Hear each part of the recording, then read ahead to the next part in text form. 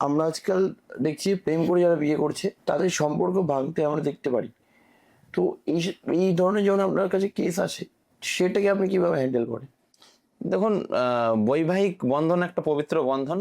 সমস্ত ধর্মের মধ্যে এই বন্ধনের কথা বলা হয়েছে বিভিন্নভাবে।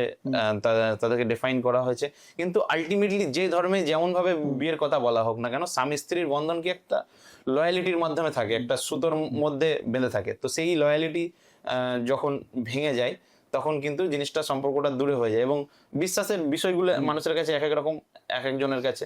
আমরা পূর্ববর্তীতে দেখেছি আমার বাবা মাদের যারা সংসার করছিল 50 বছর 60 বছর, বা তাদের আগের যারা জেনারেশন ছিল, একটা পুরুষের সাথে একটা মহিলা 50-60 বছর সংসার করছে এবং ধৈর্য সহকারে, তাদের কোনো ডিসপিউট তৈরি হতো না। কিন্তু বর্তমানে এত ডিসপিউট তৈরি হচ্ছে কারণ আমাদের ধৈর্যের যে বিষয়টা কমে আসছে। আমরা সমস্ত কিছু ফ্লিপকার্টে যেমন অর্ডার করছি তাড়াতাড়ি চলে আসছে, আমরা অনলাইনে সমস্ত কিছু চ্যাট জিপিটিতে লিখছি, চলে আসছে। এই জায়গাটা যখন স্বামী স্ত্রীর মধ্যে এই জায়গাটা আমরা পাচ্ছি না, সময় ট্র্যাকিং টাইম লাগছে, তখন কিন্তু আমাদের মধ্যে একটা অধৈর্যশীলের বিষয়টা কাজ করছে।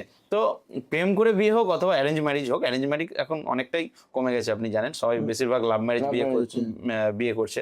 তো অ্যারেঞ্জ ম্যারেজ হোক বা লাভ ম্যারেজ হোক, এটা কোনো কিছু প্রেফার করে না এমন বিষয় না।